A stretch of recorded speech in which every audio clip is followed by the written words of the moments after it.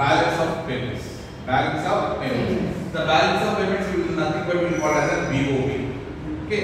Now first of all, we have to go for the definition of balance of payments. Before that, we are going to discuss about the what is the general introduction about the BOP. The balance of payments is one of the main important activity for every nation, which is to be analyzing of the financial status of the country. ఒక దేశ ఆర్థిక వ్యవస్థ బలంగా బలహీనంగా లేదా విలువ దాని currency విలువని నిర్ధారించుకోవడానికి ప్రతి దేశము తయారు చేసే లెక్కలనే బ్యాలెన్స్ ఆఫ్ పేమెంట్స్ అని అంటాము. పాయింట్ అర్థమైంది కదా?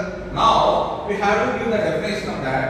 The balance of payments is a main BOP refers a systematic record of all the transactions between a country and the rest of the world over the specific period in typically year.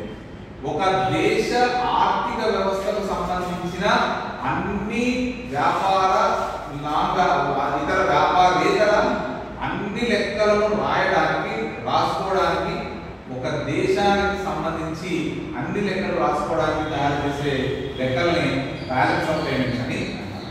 ప్రపంచ దేశాలలో అన్ని దేశాలు balance of payments తయారు చేస్తారు. మరి balance of payments తయారు చేయడం యొక్క ముఖ్యమైన ఉద్దేశం ఏమిటంటే ఒక దేశ ఆర్థిక వ్యవస్థ బలంగా బలహీనంగా ఉందో లేదో తెలుసుకోవడానికి. Okay. And second one is that currency value ఎంత ఉందో తెలుసుకోవడానికి. అండ్ థర్డ్ వన్ అక్కడ దానికి సంబంధించిన కరెంట్ అకౌంట్ కానీ క్యాపిటల్ అకౌంట్ కానీ ఫైనాన్స్ అకౌంట్ కానీ ఏ విధంగా ట్రాన్సాక్షన్ జరుగుతున్నాయో తెలుసుకోవడానికి ఈ బ్యాలెన్స్ ఆఫ్ పేమెంట్స్ ని ప్రిపేర్ చేస్తారు.